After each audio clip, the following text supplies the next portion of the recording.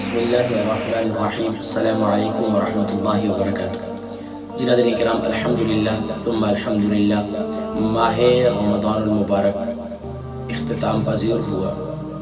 اللہ تبارک و تعالی آپ کی میری تمام امت مسلمہ کی تمام عبادات کو اپنی بارگاہ میں شرف قبولیت نصیب فرمائے۔ ماہ شوال المکرم اس کا آغاز ہو چکا ہے۔ ماہ شوال المکرم اس کے کیا اعمال و وظائف ہیں، انشاءاللہ بزرگان دین کی معمولات میں سے اس کا بھی ذکر کروں گا۔ اس کے ساتھ ساتھ پیارے کریم آقا علیہ السلام کی کیا حدیث مبارکہ ہے کہ ماہ شوال المکرم شروع ہوتے ہی کیا عمل کیا جائے گا۔ یقیناً ناظرین کرام، اللہ تبارک و تعالی کے پیارے حبیب صلی اللہ علیہ وسلم کا ارشاد گرامی ہے، شوال کا مہینہ برکتوں والا مہینہ ہے، اور فرمایا ماہ شوال کی عبادات سبحان اللہ تبارک و تعالیٰ نے اس کی بھی بڑی فضیلت رکھی ہے، اور جنہیں یہ نصیب ہو جائے تو فرمایا سبحان اللہ کچھ اعمال ایسے ہیں اگر ان کو اختیار کیا جائے، جس میں شوال المکرم کے 6 روزے ہیں، تو فرمایا کان کصیام الدہر، فرمایا کہ گویا کہ اس کو پورے سال کے روزوں کا ثواب ملتا ہے، یعنی پورے سال کے روزے رکھنے کا ثواب ملتا ہے۔ اور یقیناً اللہ تبارک و تعالیٰ بھی اپنے فرشتوں سے ارشاد فرماتا ہے، اے میرے فرشتوں، جب عید کی صبح ہوتی ہے اور فرشتے جب عید کی نماز کے پڑھنے والے مسلمان ایمان والے جب مسجدوں کے رخ کرتے ہیں تو اللہ رب العالمین تو جانتے ہیں کہ کس نے کتنے اعمال کیے۔ فرمایا کہ سبحان اللہ رب العالمین سبحان اللہ فرشتوں کے ذریعے اپنی خوشخبری سناتے ہیں کہ گواہ ہو جاؤ کہ میں نے آج ان سب کی بخشش و مغفرت کر دی۔ سبحان اللہ، تو گویا کہ اللہ تبارک و تعالیٰ کی ہدایات پر عمل کرنے والا، رمضان المبارک کے اندر خوب کثرت سے نیک اعمال کرنے والا اور کثرت سے استغفار کرنے والا، اللہ کو راضی کرنے کے لیے نفل عبادات کرنے والا، اور پھر اسی طریقے سے حقوق العباد میں بھی صبر و تحمل کا مظاہرہ کرنے والا، دل میں کسی کے لیے کینہ، بغض، عداوت اور حسد نہ رکھنے والا، وہ اللہ کو اتنا محبوب ہو جاتا ہے کہ وہ صرف گھر سے نکلتا ہے تو وہ اللہ کا اتنا محبوب ہو جاتا ہے کہ اللہ کریم اپنے محبوب فرشتوں کے ذریعے ان کو پیغام دلوا رہے ہوتے ہیں۔ فرمایا کہ انسانوں کے علاوہ وہ اعلان جو ہے اللہ کی ہر مخلوق سن رہی ہوتی ہے کہ سبحان اللہ کے گواہ ہو جاؤ کہ میں نے ان کو بخش دیا۔ سبحان اللہ، تو اس لیے ناظرین کرام بڑی سعادت کی بات ہے۔ لیکن اس سے پہلے جو چاند رات ہے شوال المکرم، جسے شوال کا چاند نظر آتا ہے، تو سبحان اللہ حدیث مبارکہ میں یہ بھی آتا ہے کہ اللہ کے نبی صلی اللہ علیہ وسلم نے ارشاد فرمایا کہ اللہ تبارک و تعالیٰ فرشتوں سے پوچھتے ہیں کہ وہ شخص جس نے مزدوری کر دی اس کو کیا دیا جائے؟ فرمایا اس کو پورا بدلہ دیا جائے۔ تو سبحان اللہ شوال المکرم کا چاند نظر آتے ہی اللہ تبارک و تعالیٰ کی طرف سے لیلۃ الجائزہ، انعام کی رات، اور الحمدللہ اس سے متعلق میں نے ذکر کیا تھا کہ انعام کی رات کو کیسے بسر کیا جائے، تو الحمدللہ اس میں خوب عبادات آپ نے کی ہوں گی۔ بہرحال عید کا دن ہے، عید کا دن کیسے گزارے؟ تو عید کے دن کا وظیفہ یہ ذہن میں رکھ لیں کہ ہم نے اپنی زندگی میں اب جو رمضان مبارک کے اندر ہماری عادات بن چکی تھی، وظائف کی، اعمال کی، ہم نے وہی عادات اپنی زندگی کو آگے لے کر چلنی ہے، اپنی زندگی میں ساتھ لے کر چلنے ان تمام اعمال کو، لیکن اس طرح تو نہیں، ظاہری بات ہے مصروفیات ہیں، معاملات ہیں، زندگی ہے، لیکن تھوڑے تاکہ ایسا نہ ہو کہ رمضان مبارک ختم ہوتے ہی بہت سے لوگوں کو دیکھا رمضان ختم ہوتا ہے اور ادھر عبادات بھی ختم ہو جاتی ہیں۔ نہیں، ہم نے اسٹاپ نہیں کرنا ہے، ہم نے اپنے تمام سلسلوں کو آگے لے کر چلنا ہے۔ تو انشاءاللہ ہر مہینے کے، ماہ شوال کے، ماہ ذی الحجہ کے تمام جو انشاءاللہ میں جو ہے وہ ذکر کروں گا، ذوالقعدہ کے، ذوالحجہ کے، ماہ شوال، ذوالقعدہ، ذوالحجہ، انشاءاللہ ان تمام کے ہر مہینے کے اعمال و وظائف انشاءاللہ میں ذکر کیا کروں گا۔ تو اب ماہ شوال مکرم کے جو خاص اعمال ہیں وہ تو یہ ہے کہ ماشاءاللہ اب یہ نیت کرنی ہے کہ آپ نے 6 روزے رکھنے شوال میں۔ آقا علیہ السلام نے فرمایا کہ جس نے رمضان مبارک کے روزے رکھے اور اس کے بعد ثم اتبعہ ستا، جس نے 6 روزے رکھے، کان کصیام الدہر، اللہ تبارک و تعالیٰ اسے پورے سال کے روزے رکھنے کا ثواب عطا فرماتے ہیں۔ گویا کہ یعنی کہ 30 روزے 300 روزوں کے ساتھ، سبحان اللہ، اور 6 روزے 60 روزوں کے برابر، تو گویا کہ 360 اور 365 یا 12 کے جو بھی ہے، سبحان اللہ، فرمایا کہ اللہ تبارک و تعالیٰ اس کی برکت سے سبحان اللہ پورے سال کے روزوں کا ثواب عطا فرماتے ہیں۔ اور ویسے بھی جس طرح ہم نفلی عبادات کرتے ہیں، ذکر و اذکار کرتے ہیں، اس کے ساتھ ساتھ ہمیں خاص طور پر جو ہے نفلی روزوں کا بھی اہتمام کرنا چاہیے۔ تو خاص طور پر اگر یہ 6 روزے آپ لگاتار رکھنا چاہیں تو وہ بھی اچھا ہے۔ اگر آپ 6 روزے لگاتار نہ رکھنا چاہیں تو آپ کے لیے یہ بھی آسان ہے کہ آپ خاص طور پر 2 رکھ لیں، یعنی کہ آقا علیہ السلام ہفتے میں 2 روزے رکھے کرتے تھے۔ اور میں آپ کو یہ بھی مشورہ دوں گا کہ آپ زندگی کی روٹین بنا لیں۔ انشاءاللہ میں بھی کوشش کروں گا اور کرتا ہوں کہ الحمدللہ پیر اور جمعرات آپ روزے بنا لیں، اور انشاءاللہ آپ کی آقا علیہ السلام نے ارشاد فرمایا کہ صوموا تصحوا، روزہ رکھو اور صحت مند ہو جاؤ۔ تو اس لیے پیر اور جمعرات کا روزہ رکھیں۔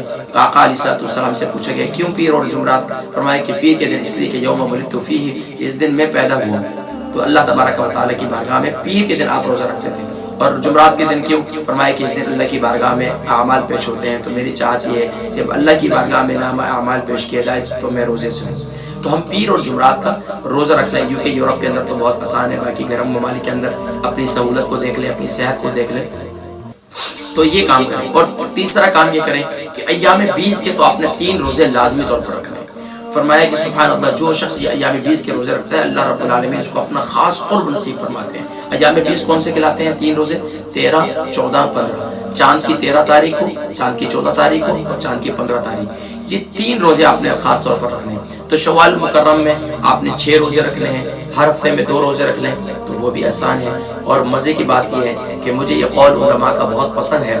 فرمایا کہ جو اس بات کو ترجیح دیتے ہیں کہ پیر اور جمعرات میں ایک تو نبی صلی اللہ علیہ وسلم کی سنت بھی ہے، اور فرمایا کہ دوسری سنت یہ ہے کہ آقا علیہ السلام سیدنا ابو ایوب انصاری رضی اللہ تعالیٰ عنہ سے حدیث مبارکہ مروی ہے، بات طویل ہو جائے گی، لیکن یہ ہے کہ یہ ذہن میں رکھیں کہ 2 ثواب مل جائیں گے، 6 روزوں کا ثواب بھی ملے گا اور ایک سنت کا ثواب بھی ملے گا۔ تو پیر اور جمعرات رکھ لیں۔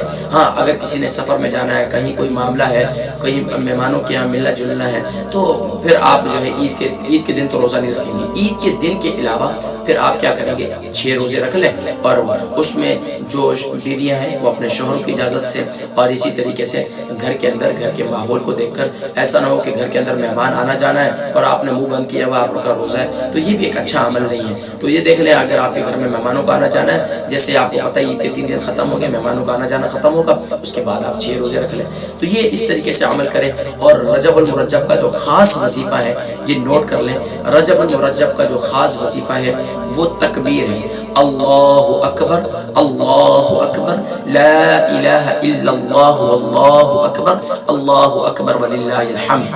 اور اس کے ساتھ چوتھا کلمہ لا الہ الا اللہ وحدہ لا شریک لہ، لہ الملک ولہ الحمد، یحیی ویمیت وهو حی لا يموت ابدا ابدا ذو الجلال والاکرام بیدہ الخیر وهو علی کل شیء قدیر۔ گویا کہ کیا بات بتائی؟ خلاصہ یہ ہوا کہ شوال المکرم کے خاص اعمال کون سے ہیں؟ 6 روزے، ایام 20 کے 3 روزے، اور مزے کی بات ہے کہ میں آپ کو بتاؤں اگر 2 کر کے آپ وہ بھی رکھیں اور 3 روزے ایام 20 کے رکھتے ہیں تو انشاءاللہ اللہ کی بارگاہ سے بعید نہیں کہ آپ کو 3 روزے شوال کے اس کا بھی ثواب مل جائے گا اور ایام 20 کا بھی۔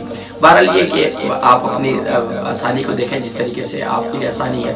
کئی ایسے اللہ کے نیک بندے جو ماشاءاللہ پورے سال ہی روزے رکھتے ہیں، اللہ نے جن کو توفیق دی ہے۔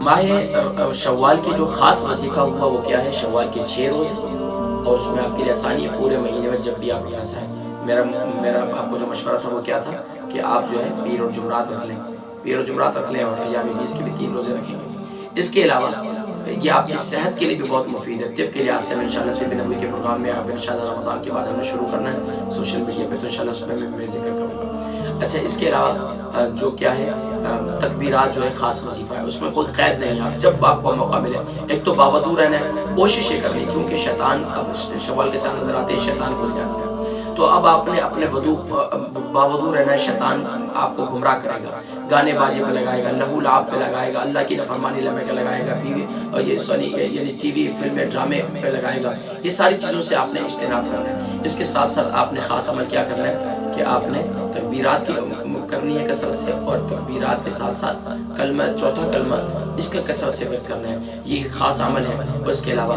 روزانہ آپ نے جو 3 عمل میں نے بتایا تھا، یعنی کہ ایک تسبیح درود شریف، ایک تسبیح استغفار، اور ایک تسبیح یعنی کہ آپ نے لا حول ولا قوت الا باللہ، یہ زندگی بھر نہیں چھوڑنی ہے۔ ایک دوسرے کی برکت سے انشاءاللہ اتنی برکات نصیب ہوگی. سب سے بڑی بات یہ کہ آپ کی زبان میں چاشنی پیدا ہوگی, مٹھاس پیدا ہوگی, لوگوں کی محبت آپ کے دل میں, لوگوں کے دلوں میں آپ کی محبت پیدا ہو جائے گی اور آپ کے اندر بڑی برکات نصیب ہوگی.